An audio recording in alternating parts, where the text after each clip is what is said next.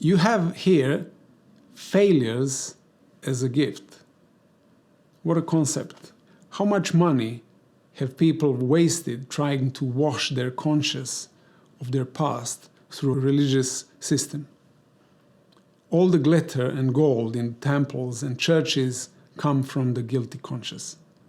But here, people were given their lives' failures as a gift, and they don't need to pay up to be clean.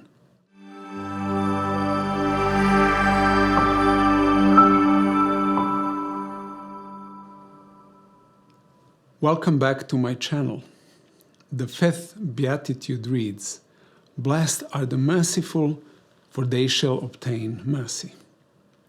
This beatitude comes at the right moment to integrate the inner structure of a person undergoing the paradigm shift. On the other hand, this beatitude reveals the basic principle on which the kingdom of God stands.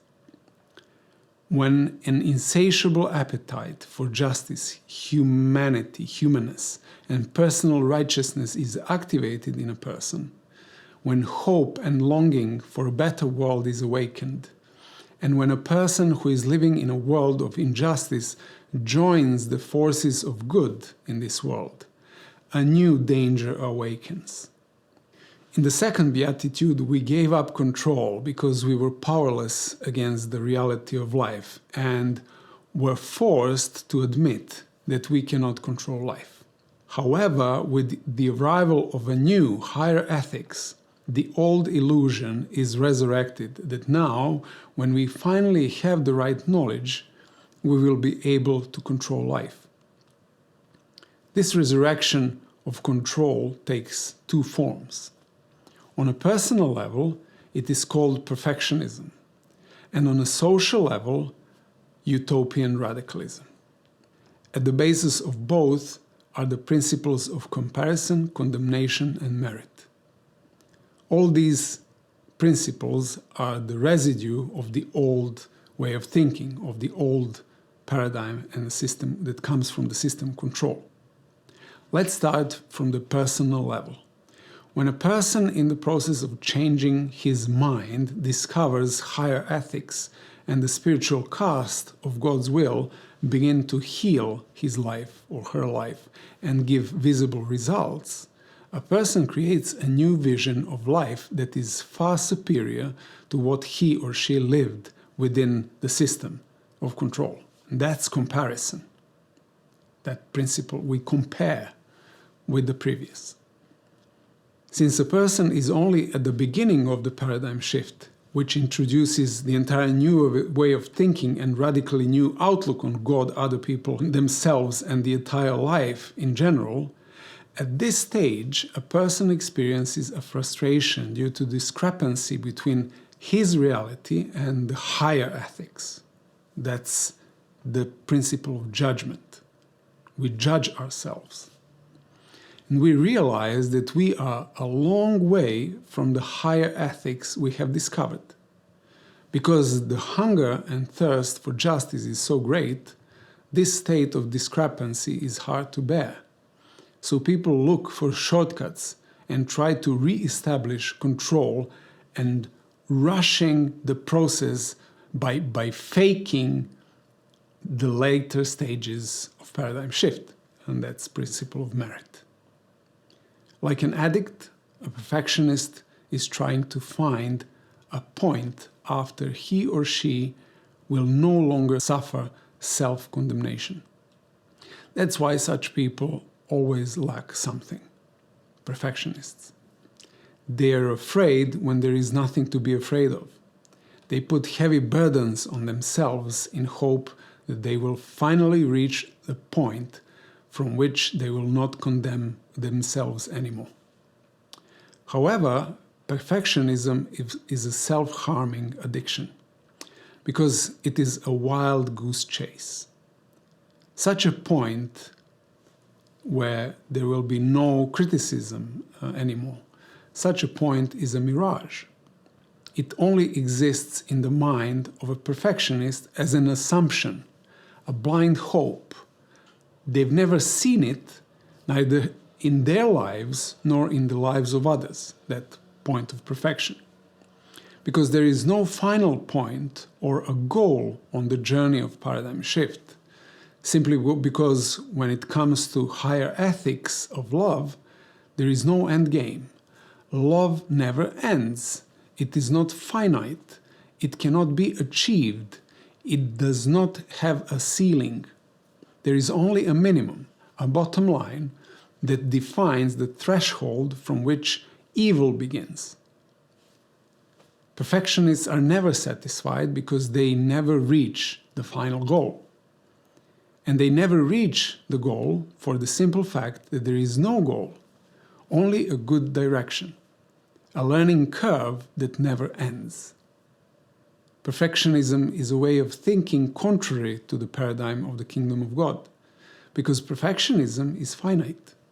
It is basically an emotional problem based on fear, but it masquerades as a personal growth. In reality, it is a quest for control over life by trying to reach the ultimate end of the process of personal growth. On a social level, people who have begun to experience the paradigm shift out of impatience or some other reason decide to apply the same old comparison, judge, merit mindset to the higher ethics. The new vision is so evidently better than the old reality, comparison, that the present will be judged as perverse, judgment, and no sacrifice will be too great to reach this state of the applied higher ethics, merit. After experiencing a personal change because of the effect of the spiritual cast of God's will, a person that goes through a paradigm shift consider that there is no justification for maintaining the status quo on social level. And the entire society would be much better off if they also accept this higher ethics of love. This is how utopian radicalism is born. Utopian radicals want to control the process of a paradigm shift on a wider social scale, which always leads to violence in the name of conversion of people who have remained loyal to the old system, to the old paradigm. A lot of movements failed right here because they betrayed the very ethics that they tried to uphold. One cannot uphold the ethics of love by trying to impose it on others, as they used to within the old imperialistic paradigm of the systems of control during the history, right? In this way, both Christian and secular institutions have committed the most atrocious crimes in human history. If the mind stays only on the level of justice and does not go one step further in the process of paradigm shift, the old way of thinking will use justice as a tool of control. History testifies that these things happened, that in the name of God and His kingdom of righteousness and love, people committed terrible injustices in an attempt to force others into a new way of thinking and living. Unlike perfectionism, which is self-harming, utopian radicalism is homicidal. It is not possible to skip stages. Righteousness is the fourth stage of paradigm change. How will you tell someone who is first not convinced that his old way of thinking is wrong and is not ready to learn from the beginning? Second, who did not mourn over the fact that life cannot be controlled and that he or she did not remain innocent by living in this system. And who did not meekly put his will aside and surrender to God's will to accept him to suddenly go to the fourth stage and accept and practice this higher ethics of love. And this is what utopian radicalism was trying to do throughout the ages. They were trying to force people into a new paradigm, to skip these first 3 steps, and that's why it is homicidal.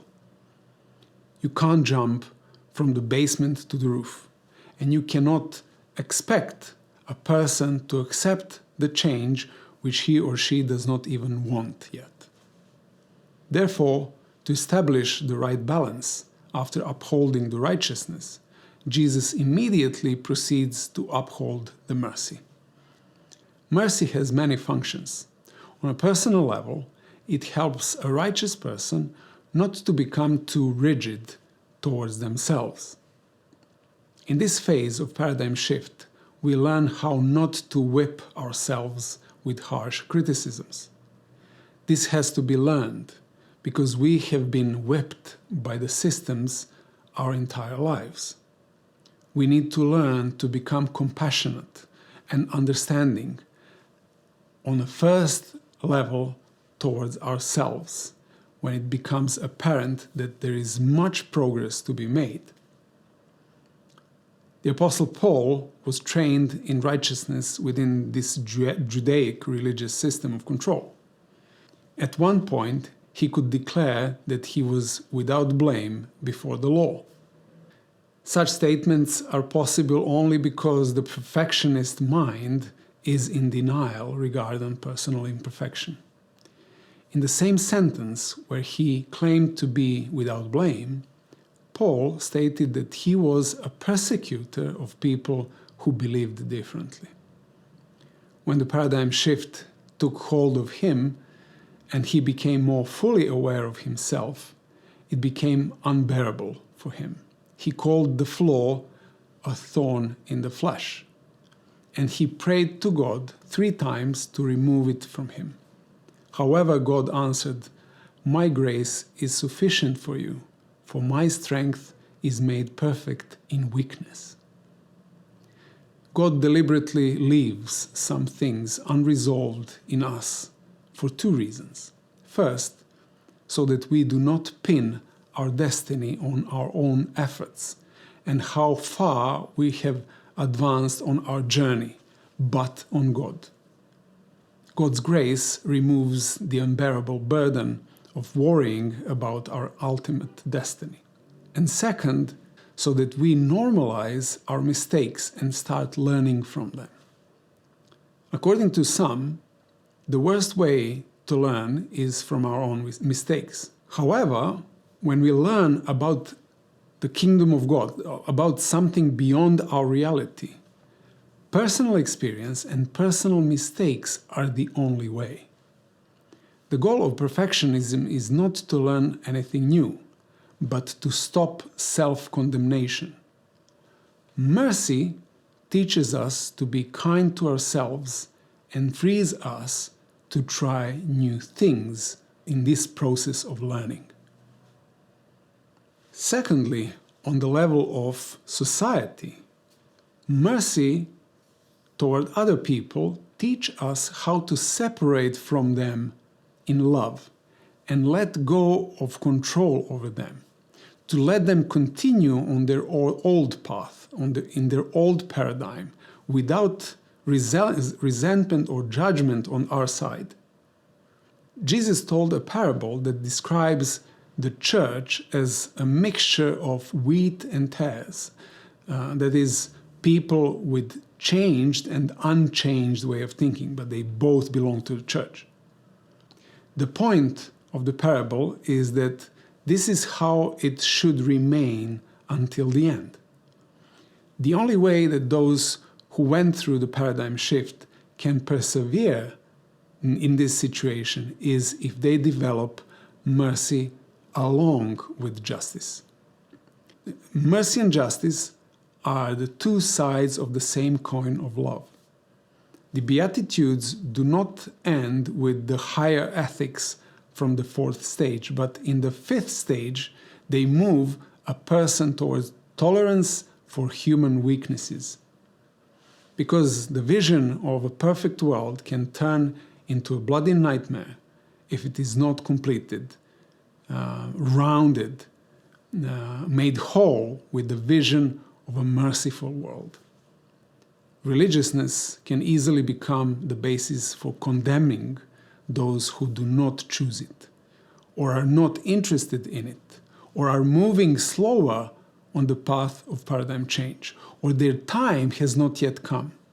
If we do not add to that vision a soft heart that will know how to suffer the injustice of others without becoming bitter. Arrogance and higher value complex are a whole new temptation for those who are advancing faster on a path of paradigm change.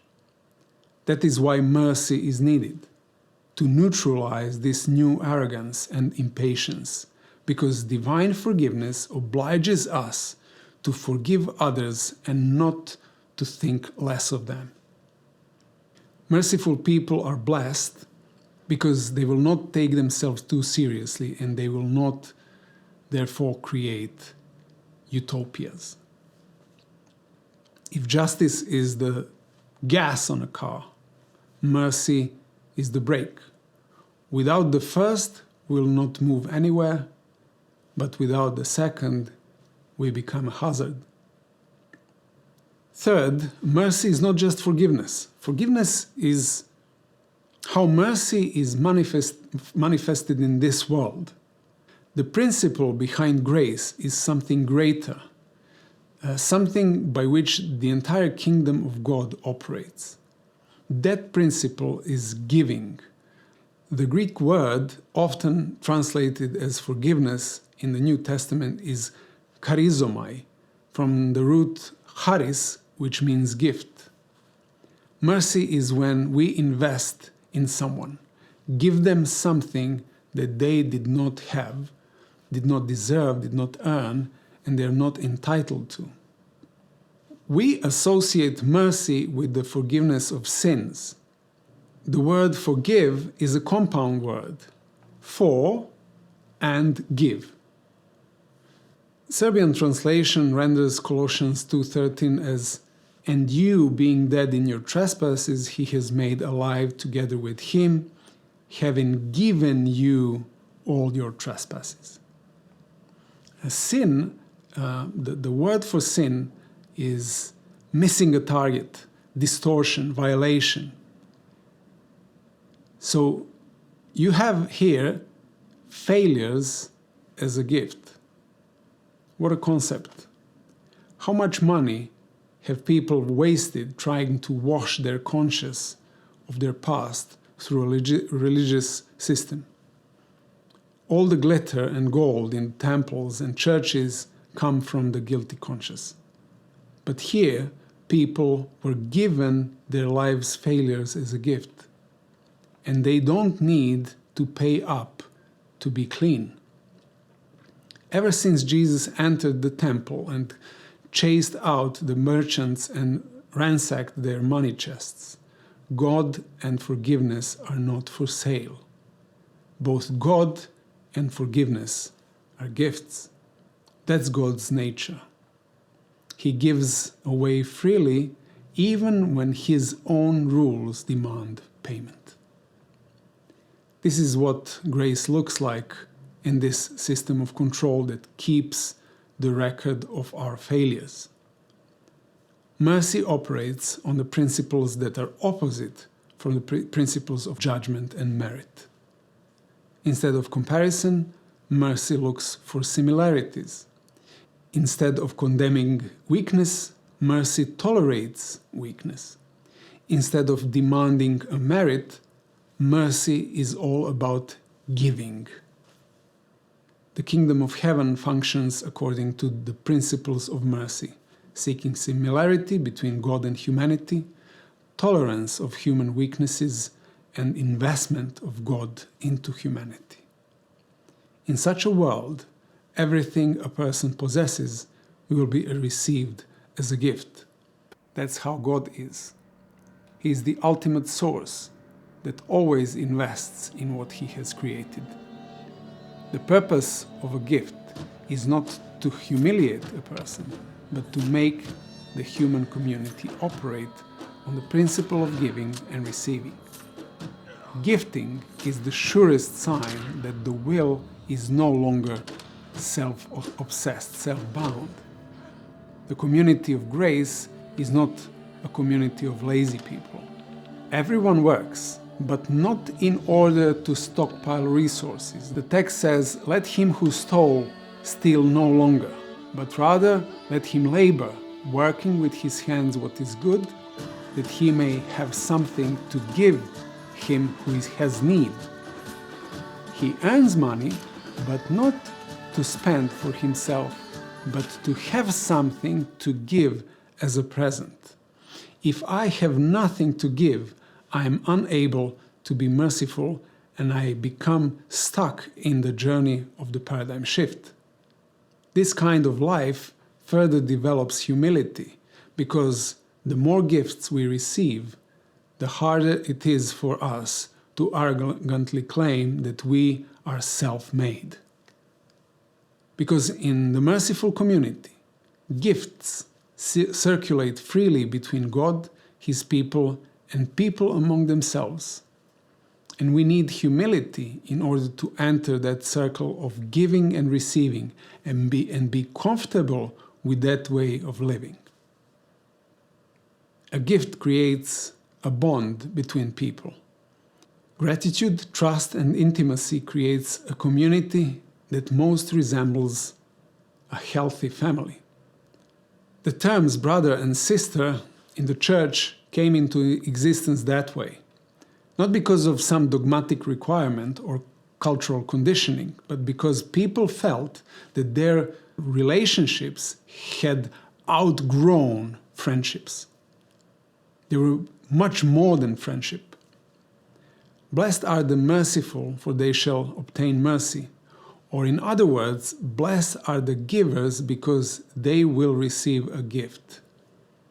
They're blessed because they are like open taps that receive from God and give to others. They're blessed because they are not an obstacle to all the goods that enter this world through them. They're blessed because they themselves will be given what they need, exactly when they need it.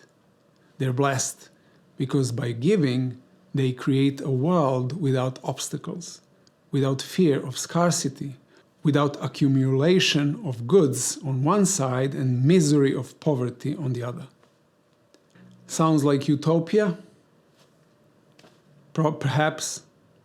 But this utopia does not impose changes to the broken present, but forgives and blesses it by giving it what it has, with no strings attached.